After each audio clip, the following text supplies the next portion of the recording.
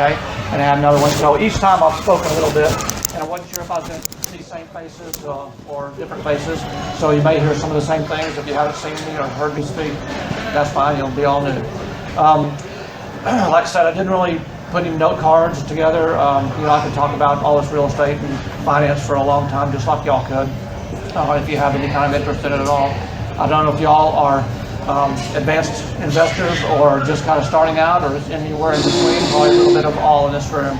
So I'm just going to kind of tell you my story, where I am, where I plan on going, and we'll kind of go from there.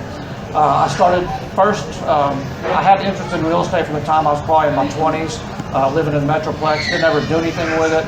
Drove around looking at a lot of properties, didn't really have the money, didn't have what I thought was the resources and things of that nature. But things have changed a lot, really over about the last 5 years primarily. But the thing that I usually tell people is that, I'll give a little bit of an analogy.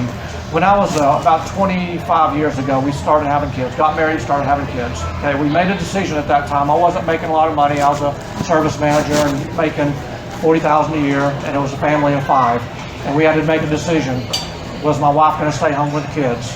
Okay, you start looking at your budget. You're taking home $2,700 a month, and you have 5 people in your family. Okay, so we made a decision. Yeah, we're going to do it, and we got on a strict budget envelope system, stuck with it. And we were able to do it. Eating beans and rice, there's a lot of times it was really broke. And then later on, as things started getting better, the kids got older, my wife went back to work, and I started making more money and doing some real estate contracting. And the money got better, but we still lived as though we stayed on that budget and such. And long story short, as we went on, now that we're making quite a bit of money, we still stay on the envelope system, still stay on the budget, and people think, wow, you're rich. Well, we're not rich. We do really pretty well. But you know what?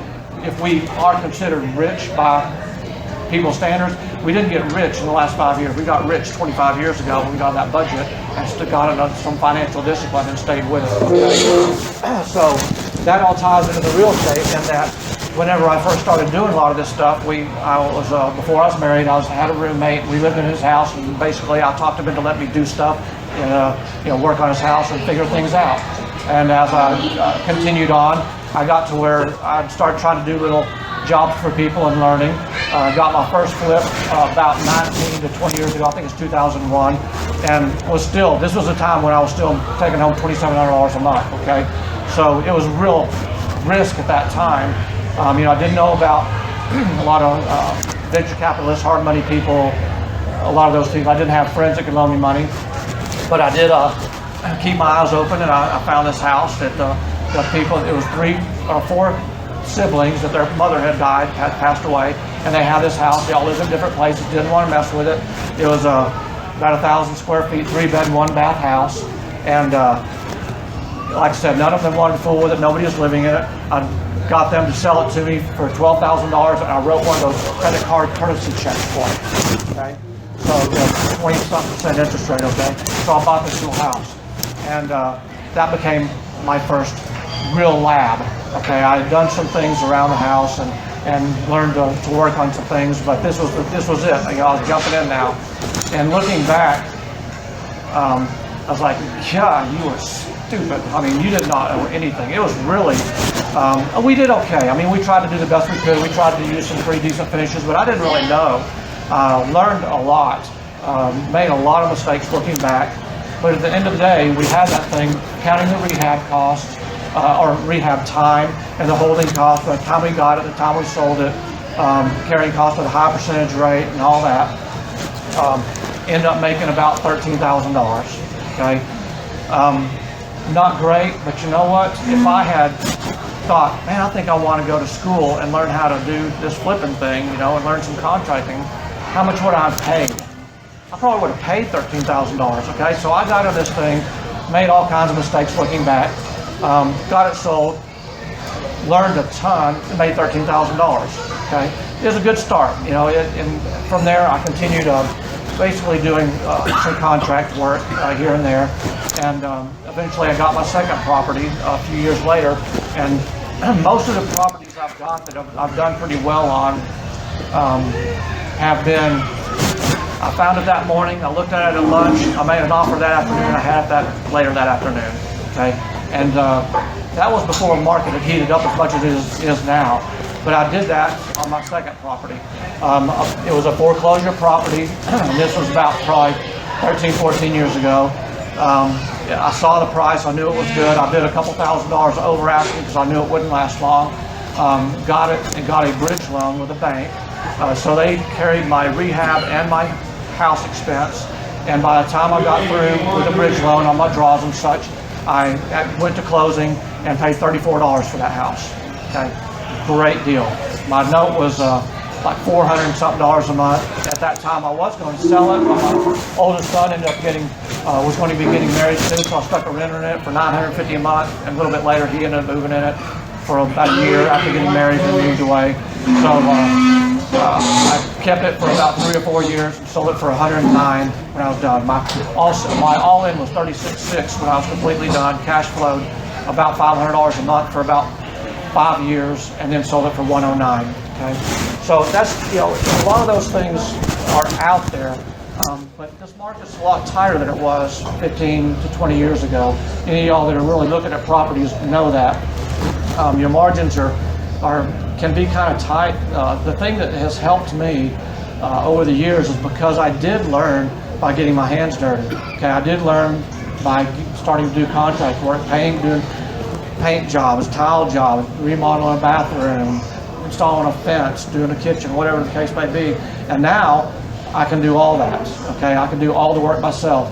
And because of that, I don't have to have the price point going in that a lot of people, even in this room, probably do. I mean, I can find a house that's, $98 a square foot. Okay, y'all know everything revolves around price per square foot, right? Is everybody clear on that? You know what I'm talking about? If you're not, ask me afterwards. You've got to know your price per square foot in your areas around Midland, okay? You've got to know it well enough that you don't have to wait to analyze a deal because it's going to be gone, okay? So think about that. We can talk about it later. So if I find a house in an area that's the ARV, the comps are going for $145 a square foot, and I walk in and see a house that's $95 a square foot. Well, I know by experience that I can rehab a house really pretty well for about $20 a square foot. And if I count my carrying costs and my realtor fees out, the points in, the points out, the whole bit, it might be as much as $30 per square foot. It can be pretty sizable.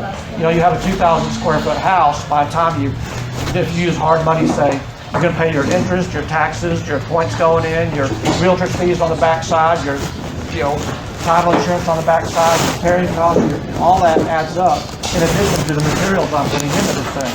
So it could be $30 a square foot. So I've got a $95 a square foot house.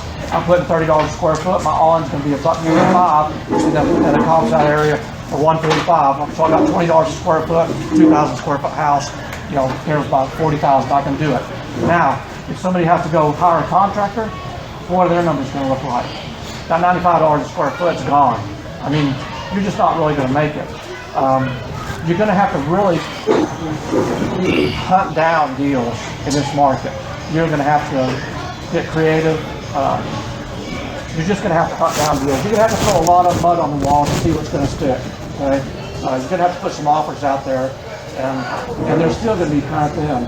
So just keep all those things in mind. In this market right now, it might behoove you to kind of learn some basic things that you can minimize some of your things you have to contract out to keep your margins up. Okay. So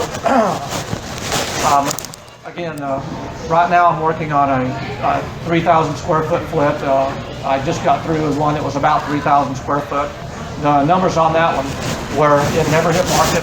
We knew the lady, she was 92 years old and was going to be moving into Manor Park. We picked up that house for $250. It was in a established neighborhood, real nice. All said and done, we put in, we were probably close to 100 with our carrying costs and everything.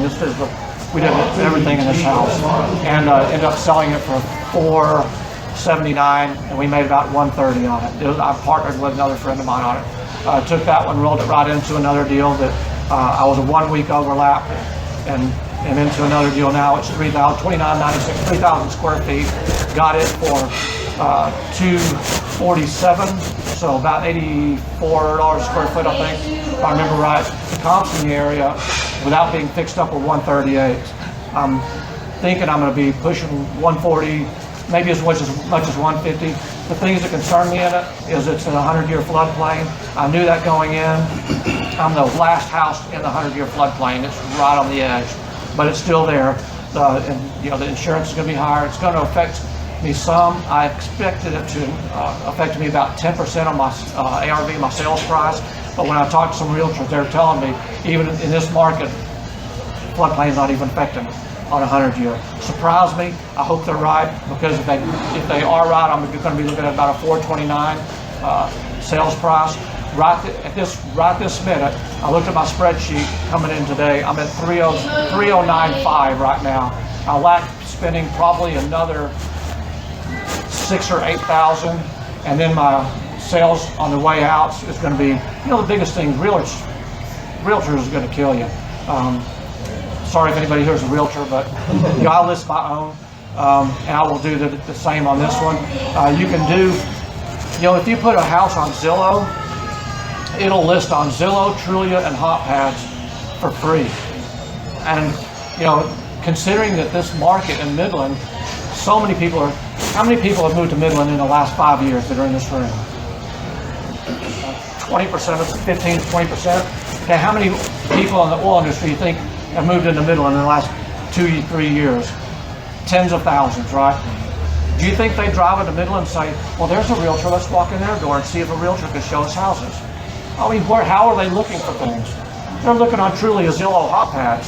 So this last house on Stanley, we listed it ourselves. I took probably 30 calls, and almost all of them were out of town people looking for houses in Midland. Okay, I ended up a realtor called me and asked, you're selling yourself? Are you paying realtor's fees? I said, I'll pay 2%.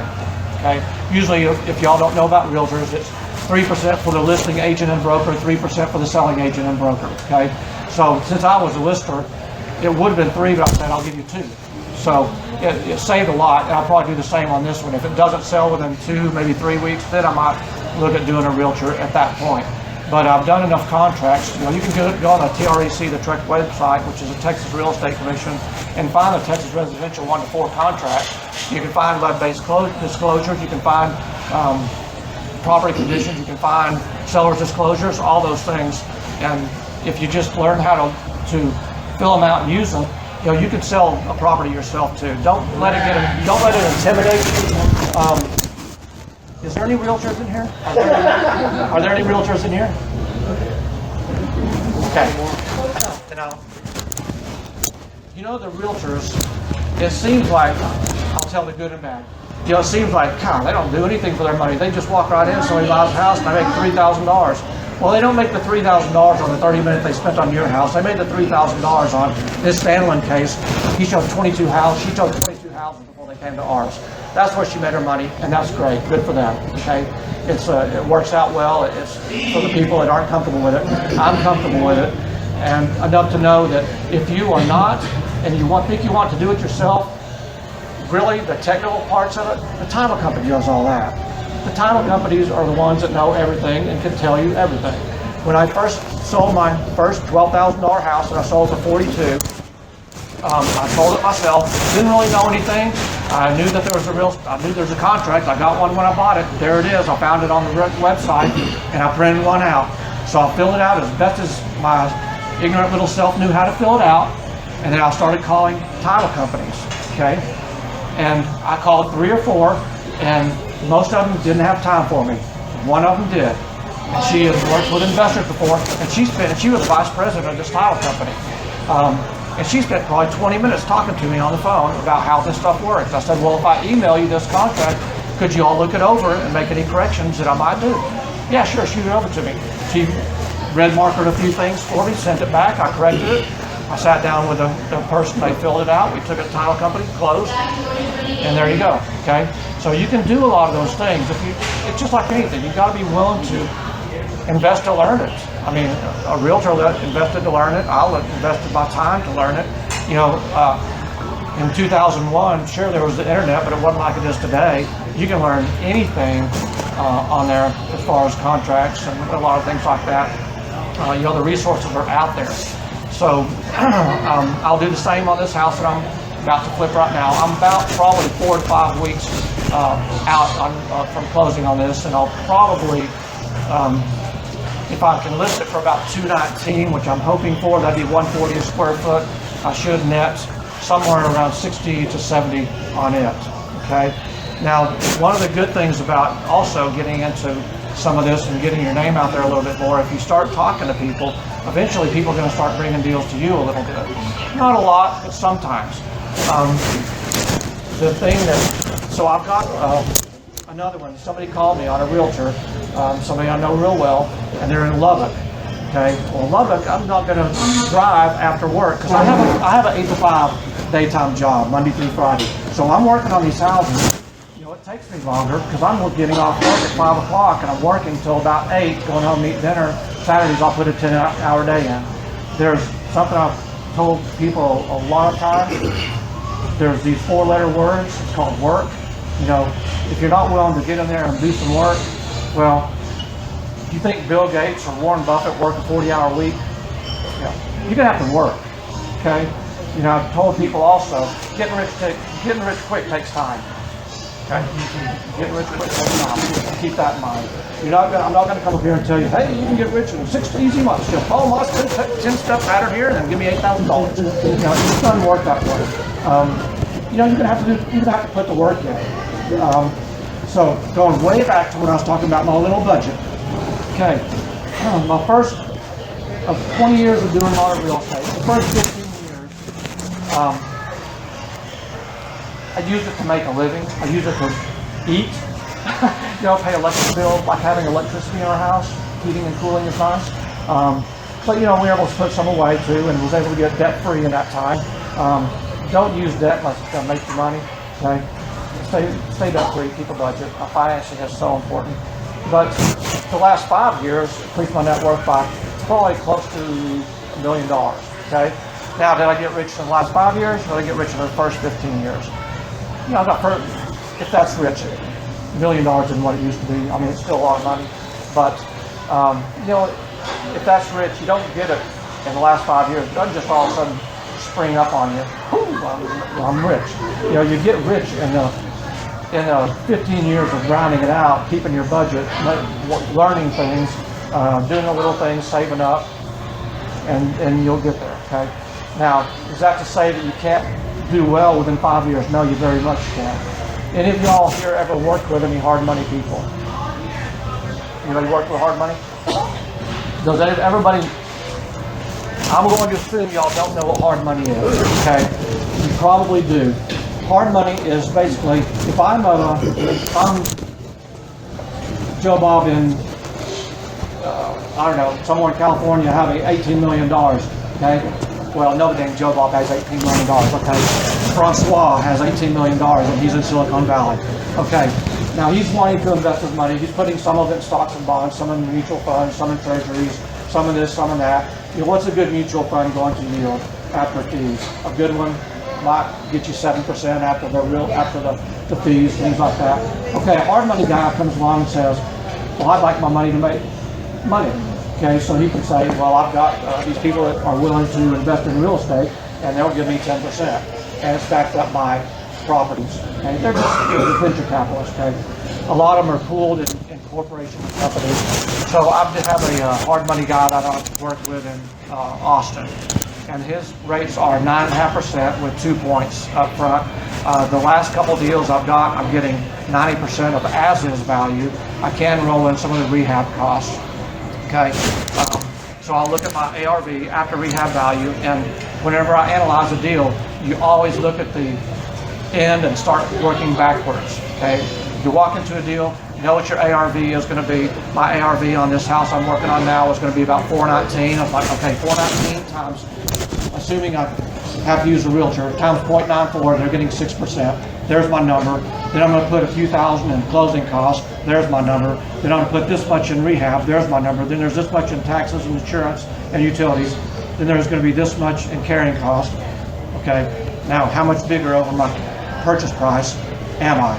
There's my margin. Okay, so work backwards. So the ARV on this is going to be about 419, and I'm looking at the points and everything and working backwards to get that number.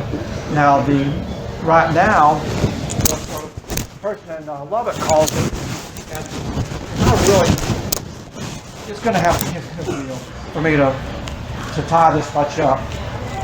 One good thing about hard money also is that right now I've got some mortgages on rental properties, and my house, our personal residence, is paid for, but I probably have $430,000 in notes that are income producing notes. The only notes I have are on rental properties, and my outlay is about $3,600 a month. My income from them is close to $9,000 a month.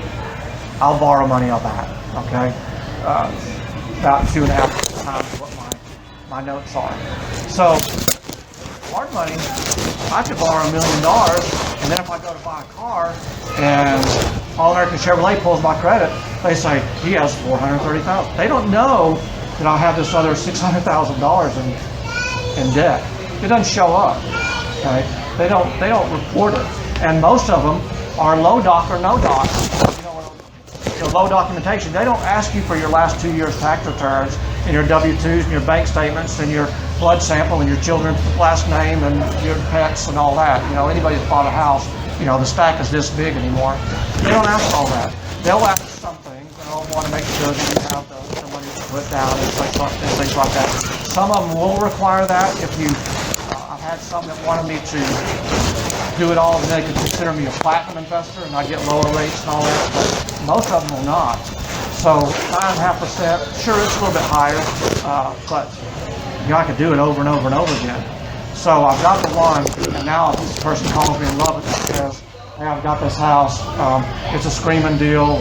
You know, a guy that's a roofer owned it, he was going to flip it, but his roofing business is going gangbusters, and he can't do it right now. Do you want to do it? I'm like, you know, well, what's the numbers? 740. Don't see it? 4,800 square feet with a pool on the golf course. No brainer. I couldn't say no. Okay. So now I'm in the position most of y'all are in. I'm gonna have to contract this thing. I'm not gonna drive to Lubbock after work every day after 5 o'clock and fix this house. 4,800 square feet, you know, is a job. Thankfully, it was built in like '89, so it's not that bad. But so I'm starting to kind of interview contractors. So I'm having to look at my numbers. But you know, again, I got a hard money guy who called me, and he's going to do 90% of as-is value. Now, the one thing I have seen on the hard money lenders I've dealt with, it's kind of tweaks me a little bit, is they will get like this Valley house here in Midland. The Stanley house. The appraiser was from Albuquerque. Really? I mean, you know, you're going to know this market. And he came back telling me one number, and then when it came time for me to get the money, the number was a whole lot lower. I'm like, those investors got to him. I mean, I'm wondering what the deal was, because initially he was telling me, yeah, the as-is value is about $400,000. Then he comes back later and they say something like 217, some ridiculous number. So I have to pony up a lot more money. Okay. The thing that can hold a lot of people up is that thankfully I had done enough contract jobs and flipped houses. I had the money that I could put, you know, the 40, 50, 80, whatever $1,000 down on it and still do the rehab costs. Most of the rehab costs, and there are some that will give you that money up front, most of the rehab costs on hard money lenders are on draw system, and it's after completion. Okay? I want to remodel a kitchen and I need $20,000. If I have a $20,000, I don't need your stinking $20,000 to get it in arrears on a draw. Okay? So that you kind of got to have some money, or you got to find the hard money person that will give you the rehab cost up front and not in arrears, so that you can keep your expense out of pocket to a minimal. The one that on this Lubbock house, she gave me she was out of somewhere else too. I don't even know where. She said that as is value was 355. I had two different BPOs, broker price opinions, that said it was worth 450. Okay, so I mean, 100 grand, it kind of sticks you a little bit. So I'm gonna get 90% of as is value. I want that as is value to be high. You know, I want it to be high enough that if I can take that 10% out and be over 340, because I'm paying 340 for this house. Okay, so that's the way that y'all can find deals where you don't have to have as much money out of pocket, but you're gonna, I mean, it's gonna, they're not just on, you know, you're not just gonna pick them off a tree somewhere. But if you could find a house in Midland that, you know, the as is value is 170, and you're gonna get it for 123, and they're gonna give you 90% of as is value, and the ARV is gonna be 270, well, you know, you start looking at the numbers, wow, I can work that deal and I don't have to have any money out of my own pocket, okay? Thankfully, this one, they came in at 355 and I'm paying 340, so I'm only gonna have to have about 20 down plus my 2 points and some closing costs, $12,000 a year in taxes on this sucker. So I have some incentive to get rid of this. My carrying cost is gonna be probably every bit of $5 grand a month, okay? So I've got to get this thing moved. Always, you know, if you can't afford to, my rule of thumb, even on rental properties for a long time, is if you can't carry the note, if it goes vacant for 3 months, don't get yourself in that position, okay? Thankfully, I'm able to have quite a bit in savings where I can carry things for a long time now, but again, first 10, 15 years, it wasn't that way. It just got that way in the last number of years. So, that's kind of where I'm at right now. I'm able to get a little bit more aggressive with my goals this year. Anybody here have written goals, storyboards? You got a vision board? Anybody? Vision boards? Got some things written down? It's got any dates on them? No, I don't. I've got them in my mind, but I do.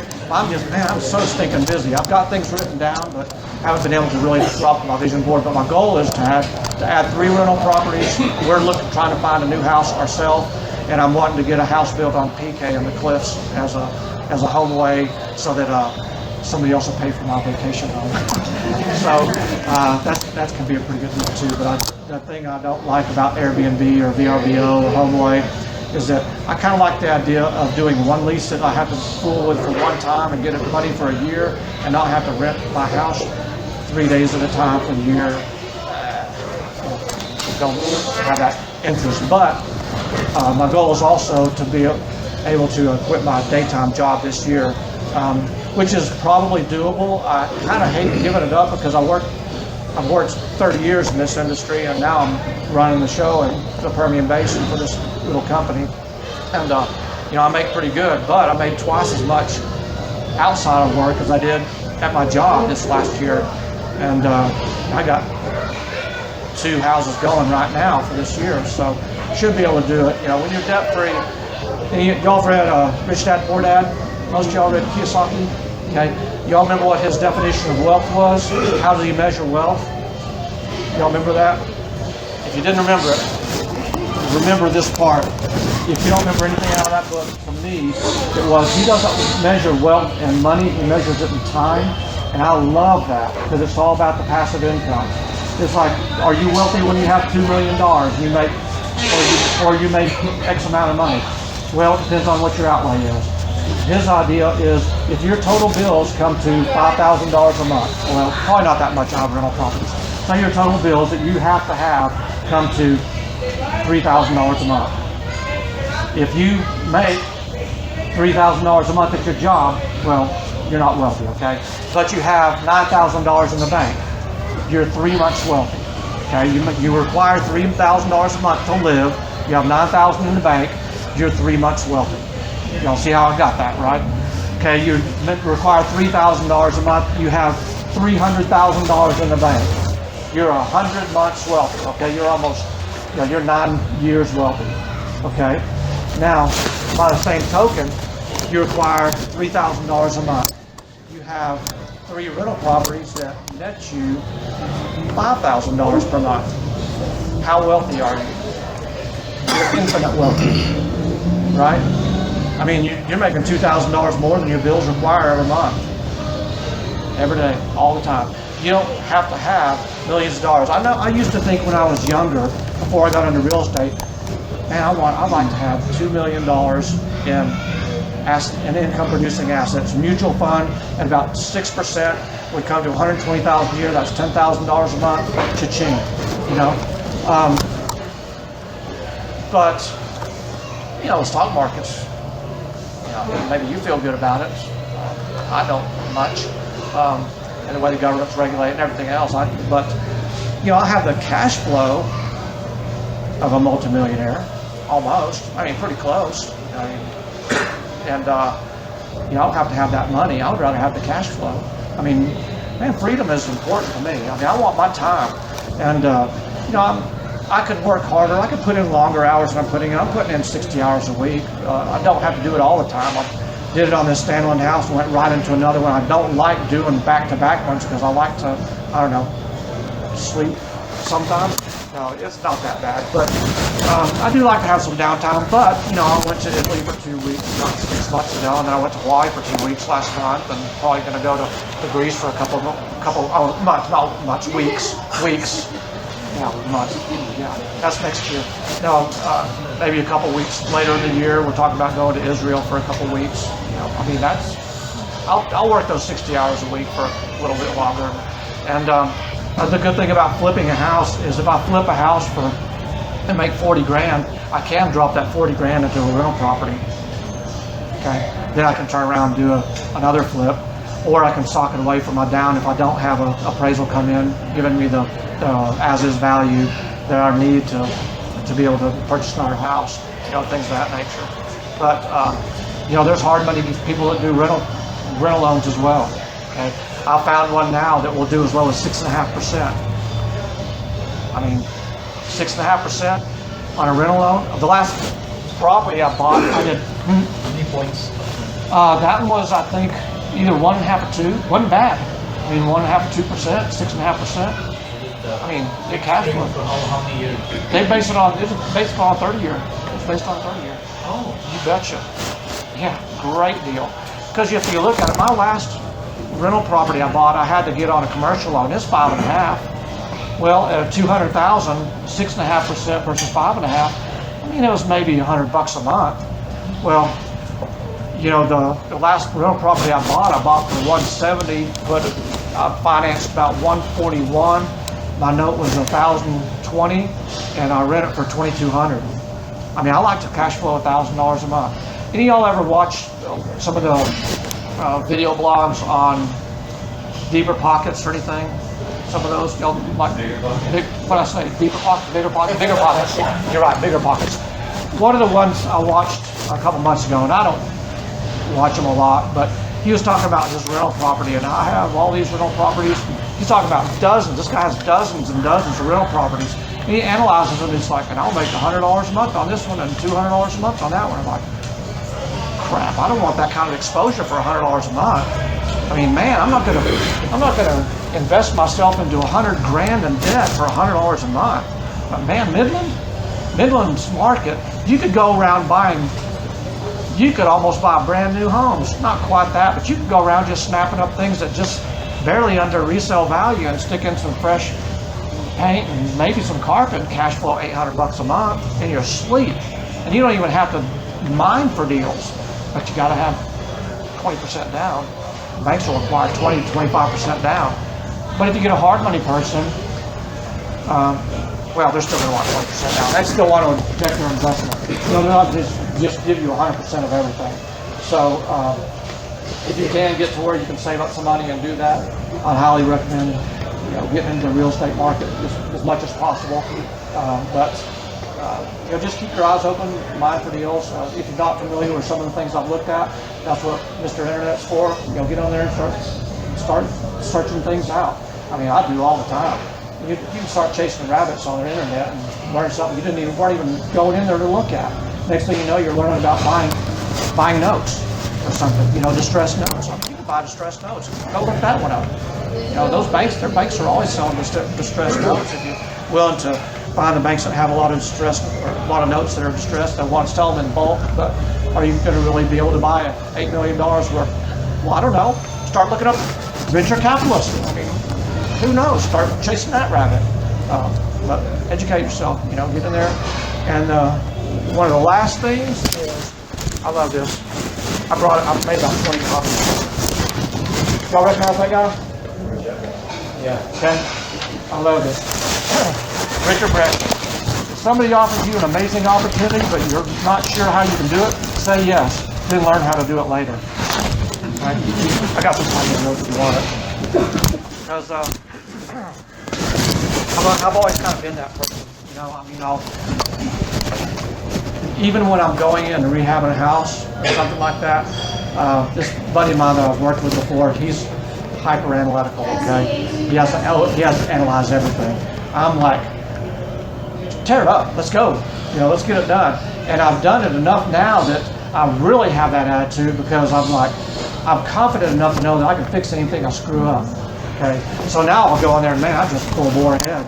And there's times I'm like, crap, you know, I didn't see that one coming. I have to go in and fix it. But you know, sometimes you gotta just jump in. I mean, sometimes you gotta jump in. There's a verse in the Bible, and I am a Christian. I try to deal ethically with my stuff and with integrity, and I use biblical scriptures. But it says in Proverbs, it's along the lines of, "He who watches the skies won't sow; he who watches the wind will not reap."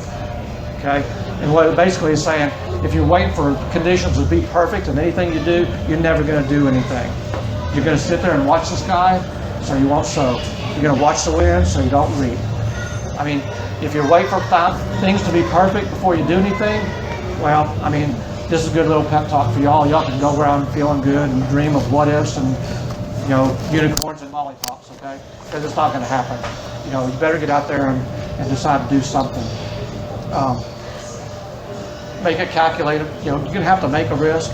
Just make it a calculated one. Don't be foolish, or, you know, but, you know, make a calculated risk. You know, there's not a person that started a business. This guy that started this restaurant, he took a risk. It was a calculated risk. Now, restaurants, I wouldn't do it. One of the highest risk businesses, but it was a calculated risk, and it paid off. He worked hard, and, you know, learned and paid his dues. Okay, y'all gonna have to do the same thing. So, anyway, is that about the right time limit?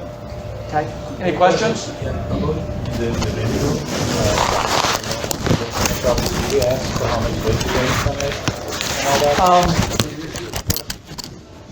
He was saying that when I'm getting a loan for a rental property, are they asking how much I'm going to cash flow from it to use it as a guideline for the property itself, for the hard money or commercial? Whichever is cheaper. Okay, the answer to both is I don't know. No.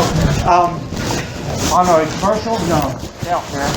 They're looking at the same as anything else. They're looking at, do you have the money? What's your DTI, your debt to income ratio? Do you have the down payment? All that. Hard money? Maybe. I'm going to find out this year. There's 6.5% that's my bank charges me anyway. So I'd rather give it to somebody that can give me 30 years, because the bank won't give me 30, they give me 15 with my age. And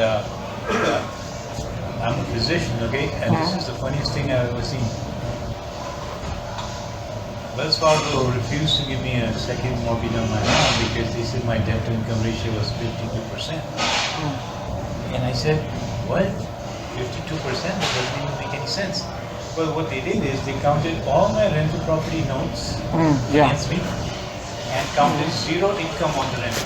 They took the worst case scenario that everybody's going to move out of your rental property. Yeah, right. And you're going to make zero money. And you're going to have to pay like $2,000 in insurance and taxes. You're going to have to pay all these notes that come to $16,000.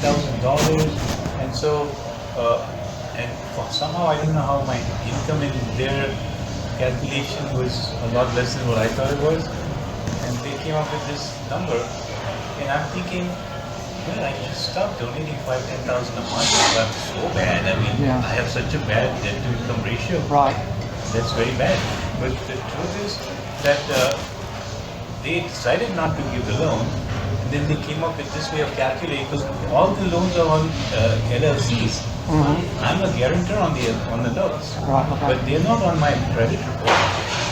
But they counted everything because I honestly told them how much everything was. If I had to, when I did my last commercial loan for one, they had a formula that they assumed 25% vacancy on rental properties, which I can see that being reasonable overall to cover their bases. Midland, you're probably not going to see that if you're right now, especially. If I had to guess on the hard money, they don't care if you have a 400 credit score. They look at the deal. They look, is he getting it for this much? He's putting up this much in. Here's the ARV. Is that a deal? Yes, no. Here's your money. Forget it. So I'm assuming, and again, I plan on adding at least 3 properties this year, and I'm probably going to do it through hard money. So I'm going to find out. Right now, I don't know. One of the things that last year I put in about 200 grand into on my rentals, and I made them all Airbnbs. Did you? Like about 10 of them. And the problem with Airbnbs is like today's about the 18th, and in this whole month, out of all 10 Airbnbs, I've got to pay like $641. Yeah. And I'm like, what in the world? And then there are times when one property will give me $9,000 a month. Right.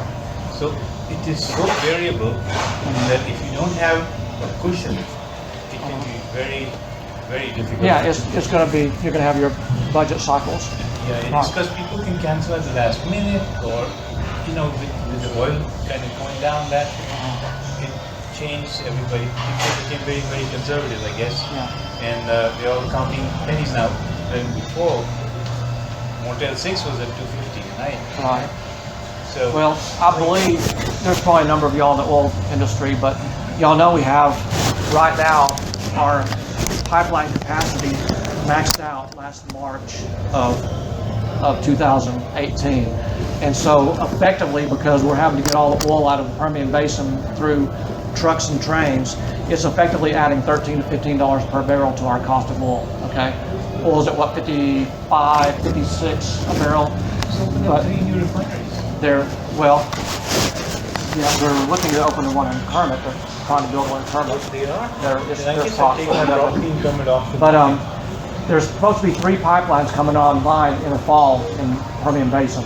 When that happens, that will effectively increase our price per barrel $13 to $15 a barrel.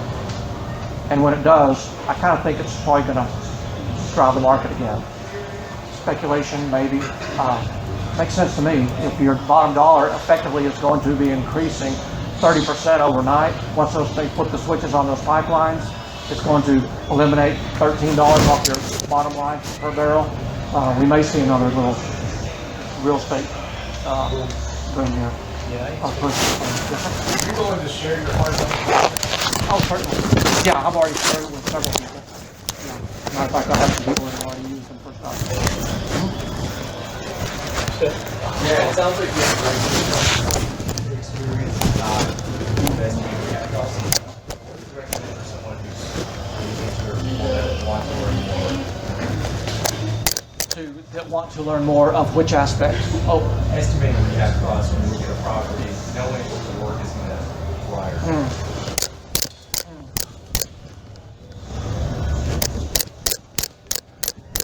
You own a house? Is it fixer-upper?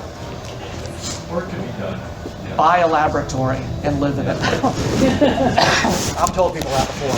If you don't have a house, buy a fixer-upper and live in it. House hack that thing. Live in it for 2 years. It'll increase in value. After 2 years, a single person could get $250,000 of appreciation tax-free. Married couple, $500,000. Tax-free? Tax-free. If you live in it 2 years, out of 2 out of 5, or if you live 2 out of 5, yeah.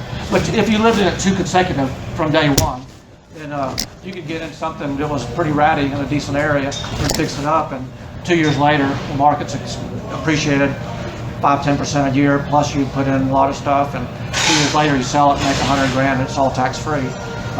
That's You have to have this homestead. right. Yes, it's got to be your primary residence. But a good way, gosh, I just learned it from doing a lot of contract work. There are programs that you can get that are estimators on CI Connected Investors or Bigger Pockets, and some of those I've seen. But and I've seen some that were pretty accurate, fairly accurate. That would probably be the best. One of the guys on Mirror Pockets, I think he wrote a book, Unestimated Rehab Costs. I've heard it on their podcast. They even have they have some of those calculators on their websites. Like I said, I don't know how accurate they are. If you wanted to get one that's a little bit more accurate, there'd probably be an investment involved. But it's just kind of hard to say. Oh, absolutely. You're exactly right. I have a question. Yes, ma'am. When you do those flips, do you 1031 exchange that property in your rental, or do you Now you're gonna make me look stupid because I don't. I haven't. And the reason I haven't is because I want to sell that thing as quick as I can. But you've got to, and some of y'all may know these numbers, so correct me if I'm wrong. But to do a 1031 exchange, you have something like 45 days to identify a property and have a contract or something. Or is it long? 90? Well, you have to have something identified within a certain amount of time, but you have to acquire it. Identify it first and then. Well, that's true, but I'm flipping his house, and I got carrying costs. I don't want to hold it while I find something else. So you can have one of these people looking out for you. That's true too. But I wonder about. That's only if you're looking to do the residential exemption. But the things that I also think about is that, 1031 exchange or, investments in general. People worry about, well, I don't want to pull money out of my 401k because I'll get taxed on it. Do you think taxes are going to be lower or higher in the future? We have $21 trillion in national debt. I mean, I kind of think I want to pull my money out and get taxed at today's rate. I mean, granted, 1031 exchange is fantastic, especially if you're going to put things in a trust later on to give your kids. But if you think you might be wanting might pull that money out later. You can roll it into a self-directed 401 or a self-directed IRA, Right. and then you can use that money tax-free for all your That's investments. true too. So yeah, it's just you just got to know finances. It's a big animal. I mean, there's a lot to it, a lot more than I can speak about completely, sir. I was going to ask you, how do you do with your W-2 income and then your flip income? How do you structure that to lower your taxes? Okay. Everyone's always heard, oh, you're going to get into all this stuff. You got to get an LLC right off the bat and all that. And I've always thought, me personally, any of y'all have a joy? Y'all love doing taxes? Y'all love paying your taxes? Me either. I cannot stand that stuff. You get an LLC, you can do it once a quarter, okay? Now, I do not have an LLC. I have a DBA. Everything runs through me personally. And people think, well, man, your liability, what if somebody gets hurt and sues you? Well, you know how much a $2 million liability umbrella costs? Like $1,000 a year. I mean, and so I've always thought that, and I've never heard anybody say it. And I bought a book from a guy on Bigger Pockets just a month or so ago, and I was just flipping through and it was about rental and stuff.